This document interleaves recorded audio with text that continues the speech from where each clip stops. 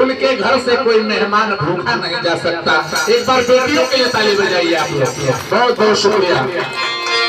आइए वो गीत बेटी वाला सुनाई कि जब बेटी होला तो नर्स लोग आवे लो तो कहे लो महात्मा जी की बधाई हो, आपके घर लक्ष्मी जी आई है। प्यार से कहिए। लड़का वाला तो केहू ना कहला कि विष्णु जी आइल बड़े, लड़की वाला तो कहला कि लक्ष्मी जी आइल बड़ी। लक्ष्मी जी आइल बड़ी तो दुख के ना बात के बा। इसने गीत बा कि अरे घर बात के पावन बनैली हमारे घरे लक्ष्मी जी आइली हो। घर बात के पावन बनैली हमारे घरे लक्ष्मी जी आइली हो।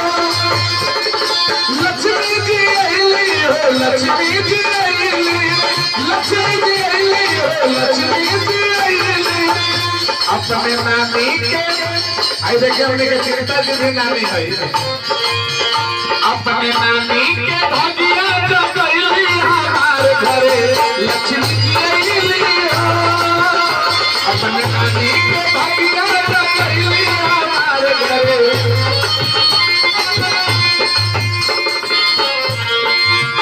अपने पापा के भगिया जगैली हमारे घरे लक्ष्मी जी आइली हो।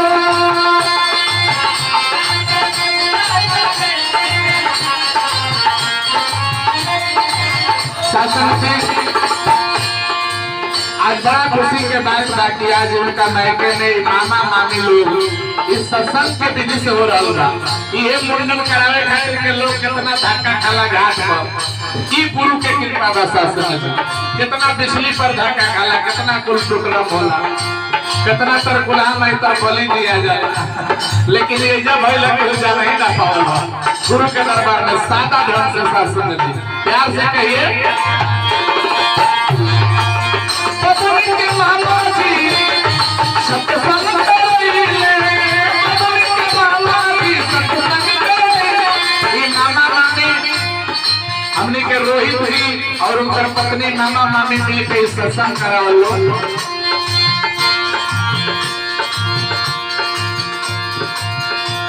प्रहलाद महात्मा जी सबके बोलैले, प्रहलाद महात्मा जी सबके।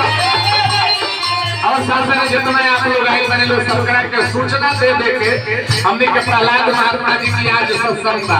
आज जगदीशपुर में सत्संग बा। सब लोग के बुलावे के काम करेंगे सत्संग। अरे नानी जी और नानी जी आओ करी हमने के सरिता बहन जी। नानी जी खूबे करैली हमारे घरे लक्ष्मी जी आइली हो। नानी जी खूबे हमारे घरे लक्ष्मी जी आइली। नानी जी खूबे आइली हमारे घरे लक्ष्मी जी आइली हो। सासरा जी देखिए नानी के घरे लक्ष्मी जी आई बड़ी, हमरो के लक्ष्मी जी आवता है। जेकरा पास जो रही तो ने दे प्यार से कहिए। आप लोग के पास जो बात तो आप लोग दे लो।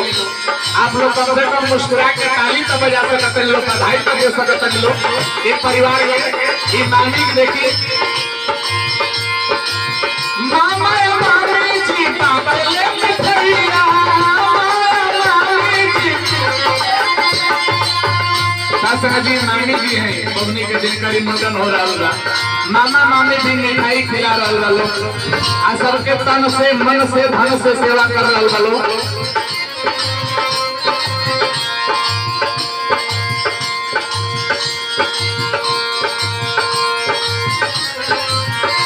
अपने नाना अरे घरवा के पावन बनैली हमारे घरे लक्ष्मी जी आइली हो। घरवा के पावन बनैली हमारे घरे लक्ष्मी जी। और शासन समय आखिरी लाइन में एगो मुंडन वाला गीत ही में जोड़ी। ये मुंडन संस्कार धन्यवाद से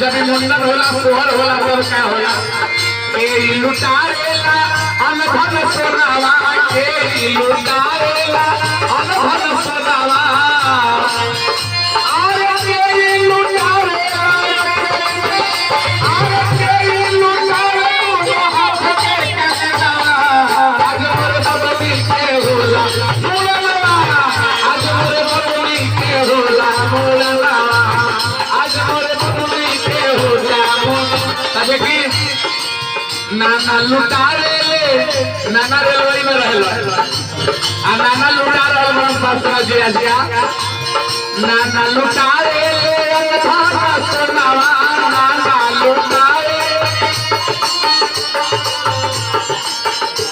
एमे हमने के रोहित जी बानी मामा जी मामा लुटारे ले अंगठा सोनावा मामा लुटारे काहे मामा कहाँ बड़ा हो सबसे कंजूस में बड़ा कि खुशी का मंजर है फिर भी मायूस नजर आते हैं और बबुली के मामा जी थोड़ा कंजूस नजर आते हैं। अरे वो मामा में खड़े जा बहुत लोग बा हमने के लाला महात्मा जी हो कुछ लागे यो नमे मामा लगा जी लुटारे जी लुटारे दोनों हाथ के कटवा आज मोरे ललना के होला मोरला आज मोरे ललना के